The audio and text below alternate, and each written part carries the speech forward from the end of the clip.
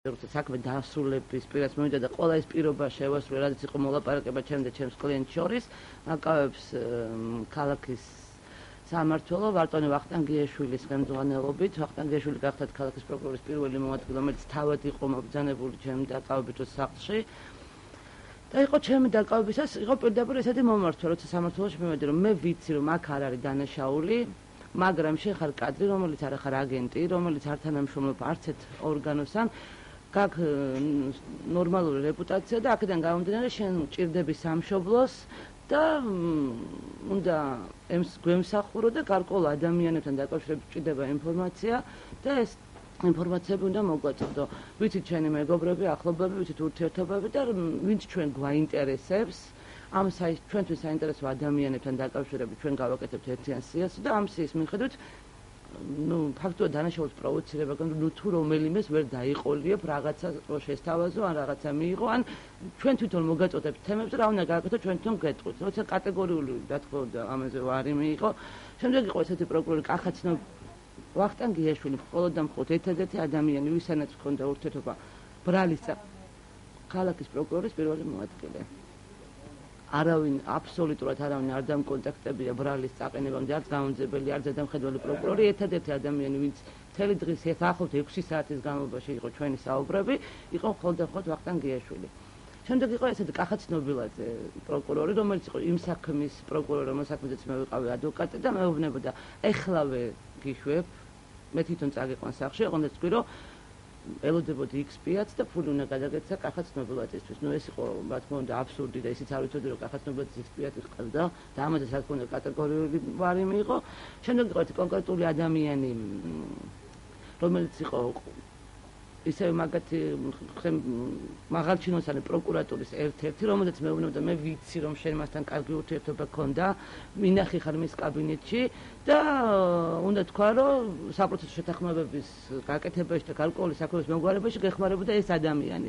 რა თქმა უნდა, ისიც ტყუილი იყო და რა თქმა უნდა, ისევე ვარი მიიღო და ბოლო იყო ესეთი ყველაზე მთავარი რაც არის. იცი რას გეტყვი, იანვრიდან 5 აპრილამდეო დაკავებული მყავს 87 ადვოკატიო.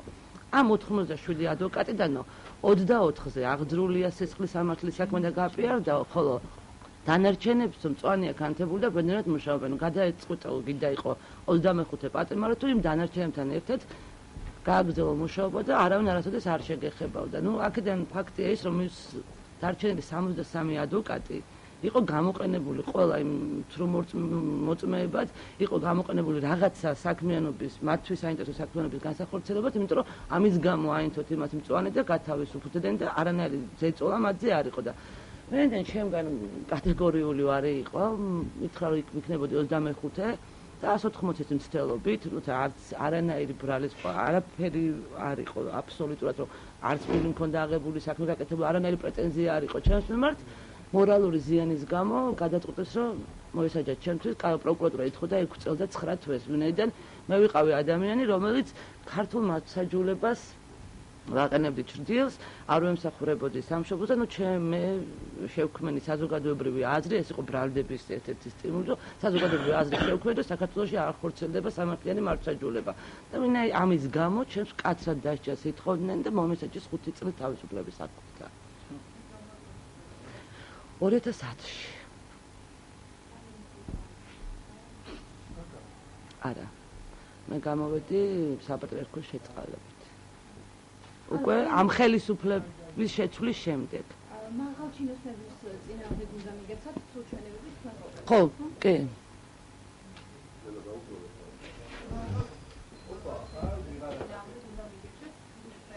დიახ, მეუბნებოდი, რომ აი თქვენი ნაცნობი პროკურორები, თანამდებობის პირები, მოსამართლეები, ადვოკატები ჩვენთვის საინტერესო ადამიანების სიას ერთად გავაკეთებთ და უკვე ჩვენ გეტყვით, თქვენ რა უნდა გააკეთოთ, ეს რომელზეც სახელი და გვარები არ დაუსახელებთ. იყო ორი კონკრეტული ადამიანი.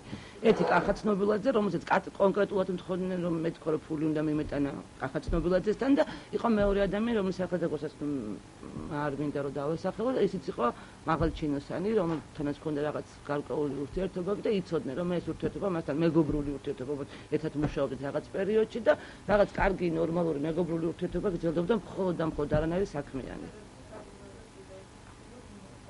ვახტანგიაშვილი.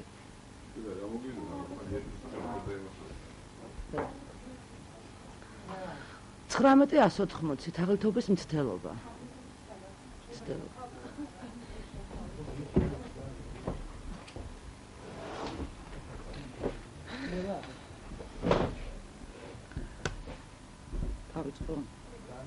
მოგესალმებით. დღეს კონკრეტული თემები, რაც შეეხება სრულ მოწმეებს, ჩვენ წამოვწიეთ, იმიტომ და დავიწყეთ ამ თემაზე საუბარი, რომ 9 წლის მანძილზე საქართველოს პროკურატურაში მიდიოდა განსაკუთრებით ფინანსური პოლიციის დეპარტამენტის ხაზით მომუშავე პროკურორების მიერ მიდიოდა აგენტურის დამუშავება. და ეს აგენტურა ძირითადად ხდებოდა ესე. როდესაც აირჩევდნენ აგენტს, ეს აგენტი აუცილებლად იყო რაღაც დანაშაულში შემჩნეული კი არა, ეჭვმიტანილად იყო დაკავებული, შემდეგ ეჭვმიტანილად დაკავებიდან უშვებდნენ იმ პირობით, რომ ის იმუშავებდა სხვადასხვა ადამიანებზე. ეს იყვნენ მოქალაქეები, რომლებიც დანაშაულს ჩადიოდნენ. ერთ-ერთი ესეთი მოქალაქე იყო ზოია ჩხაიძე, რომელიც იყო პროკურატურის აგენტი, განსაკუთრებით აი ამ ბანტო ვახტანგიაშვილის აგენტი და მე ამას ხაზს უსვამე, რომ ფინანსური ხაზით მუშაობდა. ეს ადამიანი სქემა იყო ორნაირი. ერთი სქემა იყო, რომ ზოია ჩხაიძეს იპოთეკით, როდესაც ადამიანებს უნდათ იპოთეკური სესხის გამოტანა, ეს დაუმზადებდა ყალბ დოკუმენტებს და ბანკში მივიდოდა თუ არა სესხის გამოსატანად, ეს ეძებდა ზოია ჩხაიძე ესეთ კლიენტურას. ბანკში მივიდოდა თუ არა სესხის გამოსატანა და წარადგენდა ამ საბუთებს, იქვე აკავებდნენ ამ ადამიანს. შემდეგ ეს ადამიანები როდესაც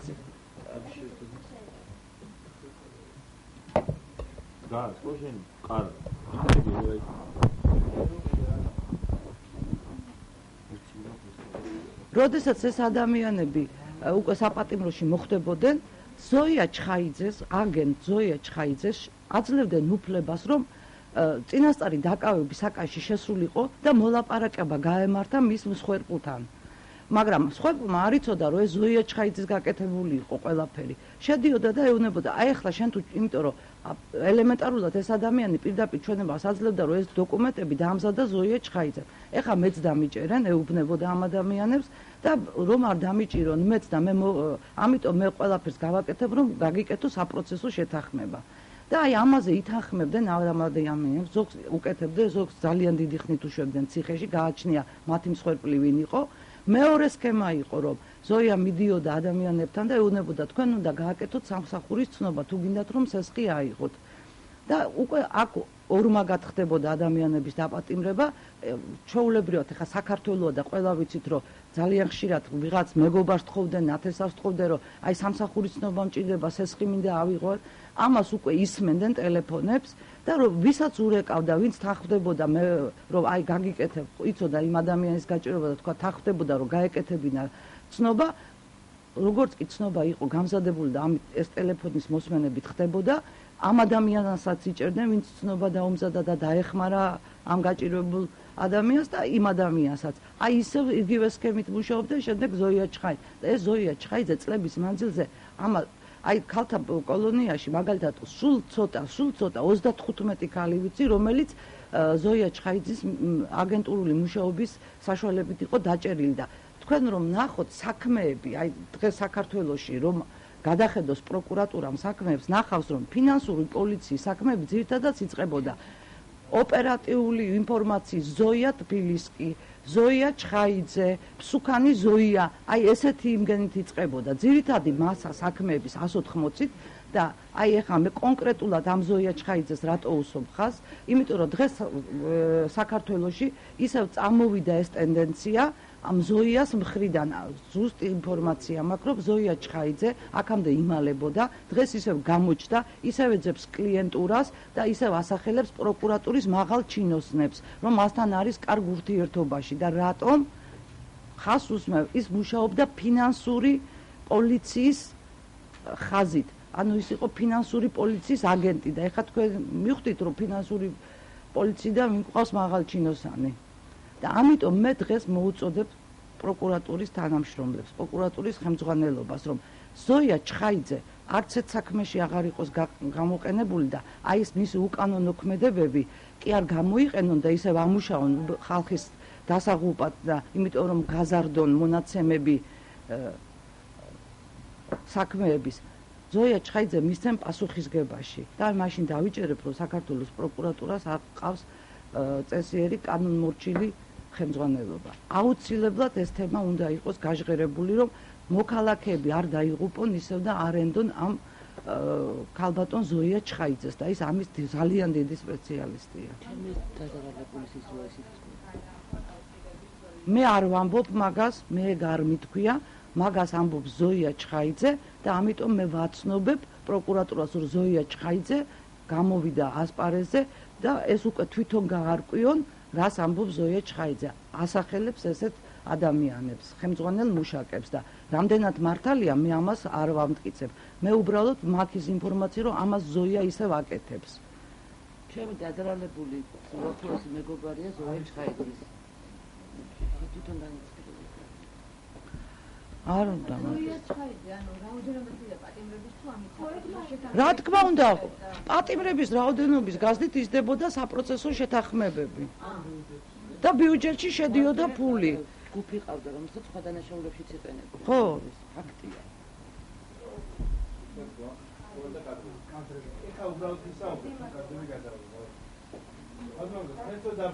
ასევე შემიძლია გითხრათ, რომ ესეთები იყვნენ ადვოკატებიც.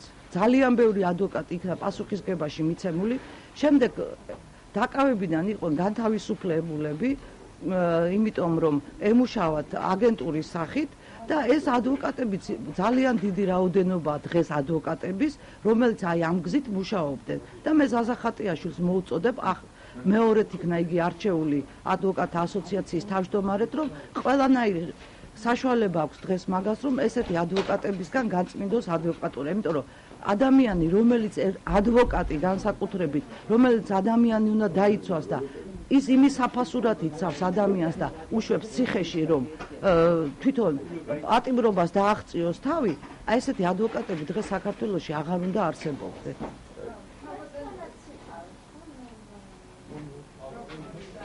მე ვიყავი ყოფილი პროკურორი და მე ზუსტად ესეთი ჩვენების საფუძველზე ვიყავი დაკავებული.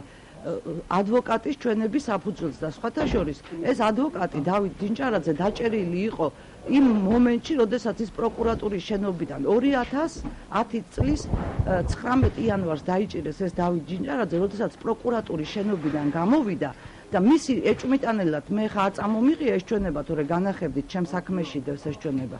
რომ ეჭვმიტანელად, როდესაც ის დააკავეს და ეჭვმიტანელად დაკითხეს, პირდაპირ ჩვენებაში აქვს მიცემული, რომ მან ფული გადაცა პროკურორის პირველ მოადგილეს დავით საყვარელიძეს, მისივე დავით საყვარელიძის მეგობრის, ყოფილი პროკურორის გიორგი ბერძენიშვილის საშუალებით და მას ჯიბეზე 5000 ლარი დაუჭირეს და ის ამბობდა, რომ დანარჩენი თანხა გადაცემული იყო უკვე პროკურატურის შენობაში. ის ეჭვმიტანელად დაკავებიდან აი ასეთი ჩვენების შემდეგ გაანთავისუფლეს, ალბათ ჩემამდე სხვებზე ვიღაცებზე ამუშავეს და ჩემზე მიაცემინეს მე, როდესაც მე მომივიდა ადეიშვილთან კონფლიქტი, ის გამოიყენეს და მაისის თვეში მისცა ჩვენება, რომ მე ზეგავლენას ვახდენდი ოლქის და რაიონის პროკურორებზე. მე ზეგავლენით დიახ მოხდენთ ოლქის და ნაკლებად მძიმე 329 პრიმი. თვეში 87 პროკურორი დავაკავეთ თუ თვითონ ახოიაშვილი აცხადებს ადვოკატი. 3 თვეში 87 ადვოკატი 24-ზე აღიძრა საქმე დანარჩენებს წვანიათ, ხო? ეს იმას ნიშნავს, ის დანარჩენი 73 ადვოკატი გამოყენებული იქნა ვიღაცის წინააღმდეგ. ადვოკატებს ძირითადად მაღალ ჯინოსნების და გარკვეული ადამიანების წინააღმდეგ ვისი ინტერესიც ჰქონდა იმისთვის იყენებდნენ. შეტანილი, მაგრამ პასუხი მოვიდა, რომ არ არსებობს საკანონმდებლო ბაზა, რომ განიხილონ საკანონმდებლო ძალაში შესული განაჩენი. მე შევიტანე სადღაც 1 თვე იქნება დაახლოებით, იმიტომ რომ ველოდებოდი ხარვეზების კომისიის შექმნას, ველოდებოდი რაღაც და რადგანაც შემდეგ უკვე არაფერი აღარ ხდებოდა, მაინც მივმართე პროკურატურას შეხვედრები და საუბრები მქონდა, იქნება კომისია. შევიტანე 1 თვის წინ დაახლოებით შევთქვი ნახევარი იყოს და პასუხი მომივიდა სადღაც 10 დღის წინ, რომ ვერ მოხდება განხილვა, იმიტომ რომ ჯერჯერობით არ არსებობს ბაზა იმისი, რომ გადახედული იქნას კანონიერი ძალაში შესრულება. მე ვიცხოვრო ვახტანგ გიაშვილის წინააღმდეგ მტკიცებულებათა ფალსიფიკაციის გამო აღიძრა სისხლის სამართლის საქმე, იმიტომ რომ იქ არის გაყალბებული დისკი ჩემს საქმეში, რომელიც ვიცი რომ ნამდვილად გაყალბებულია და ფიზიკურად უნდა ჩატარდეს ექსპერტიზა და მოხდეს იმ დისკის გამოკვლევა და საერთოდ მეტი არაფერი არ ჭირდება ჩემს საქმეს, როგორც კი დისკი გამოიკვლევა, მაშინ დადგება ის გარემოება, რომ ის დისკი არის ჭრით, არის დამონტაჟებული და ეს უკვე არის მტკიცებულებების გაყალბება და სისხლის სამართლის დაჭადია ნებისმიერ საკანონო კანონი არ ითვალისწინებს კანონიერი ძალა შესული განაჩენის გადახედვა და ჩვენ ექსპერტიზას ვერ ჩავატარებთ, არ გვაქვს კანონიერი უფლება. პასუხი ესეთი მაქვს, რომელიც კარგი, ეხლა მოდი ესე ვქნათ, მე მგონი ფინალისკენ წავედით. ფინალი ასეთია, რომ ეხლა რასაკვირველია, საინტერესოა რატო ვარ მე, ხო? ეს არის ადექით.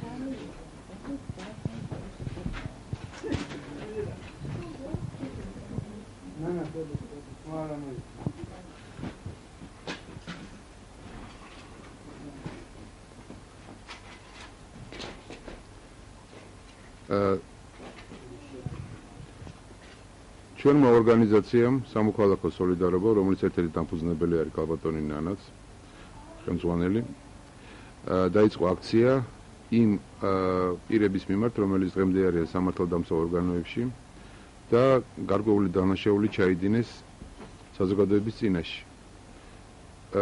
ჩვენ დავიწყეთ აქცია იმ ადამიანების წინააღმდეგ, რომლებმაც უამრავი სხვა ადამიანის ბედი დაამსხვრიეს, რომლებმაც ეს ადამიანები ციხეებში გამოკეტეს და რომლებიც დღესაც ზოგიერთი მათგანი ციხეშია, როგორც ჩახუნაშვილის შემთხვევაში. ასე რომ ცოტა ხნის წინ მოხდა კლიპის პრეზენტირება, სადაც აჩვენები იყო რომ აბსოლუტურად კომფორტულად ზნობს თავს ადამიანები, რომლებმაც თქვათ რამოდენიმე სხვა პოლიტპატიმრად აქცია, ეს ავტომატურად ხდება. თუ ის პოლიტპატიმარია, ესე იგი ეს დამნაშავეა, ხო? ერთ-ერთი მათგანი დღეს მაგალითად წარმოადგენს საქართველოს ვანო მერაბიშვილის პროცესზე. ეს ის არის, ვინც იამანიძე გაუშვა ციხეში, შოთა იამანიძე, შოტიკო იამანიძე. ასე რომ ეს ადამიანები ჩვენი აზრით არ უნდა იყვნენ სამართალდამცავ ორგანოებში და მათ პასუხი უნდა აგონ იმ სულ მცირე რო ვთქვათ, იმ ცდომილებაზე, რაც დაუშვეს მაშინ. აი ეს არის ჩვენი ესე იგი ამოცანა და ეს არის ჩვენი პოზიცია, სამოქალაქო სოლიდარობის პოზიცია და ამიტომ ვარ დღეს აქ. ეს პროცესი გაგრძელდება. ცოტა ხნის წინ ქონდა ჩვენ ამ კლიპის პრეზენტაცია, მართალია სხვა სააგენტოში, მაგრამ მაინც დღეს თქვენ წინაშე წარვდექით ამ თემით, სრულ მოწმეების თემით. როგორც მე ქალბატონ ანამ შეგატყობინათ, ეს ადამიანის ქალბატონი ზოია ეხლა აქტიურობს ჯერჯერობით, როგორც ჩვენ ვიცით, საქმე არაფერი არ წამოუწყიათ, მაგრამ ყოველ შემთხვევაში აქტივობა ჩანს მისი. ყოველ შემთხვევაში დაუსჯელობის განწყობა ნამდვილად ჩანს. მასშიც და სხვებშიც. ეხლა აქ ლაპარაკი მარტო იმაზე არ არის, დღეს აკეთებს თუ არ აკეთებს. გუში რა გააკეთა, იმაზეც უნდა აგოს ადამიანმა პასუხი, ხო? ნათიერ როგორია? სამღულაში. ხო და აქ არის ძალიან მარტივი სქემა, ხო? შოტიკო იამანიძე საქართველოს პარლამენტმა ცნო პოლიტპატიმრად. ვინც ის ციხეში გაუშვა, ის არის ამაში დამნაშავე. ესე იგი, უკანონოდ ყოფილა დაპატიმრებული. ლოგიკა ელემენტარული, მე არ ვიცი ახლა იქ კაზუისტიკა სამართლებელი, მაგრამ ლოგიკა ხო არის ელემენტარული რა.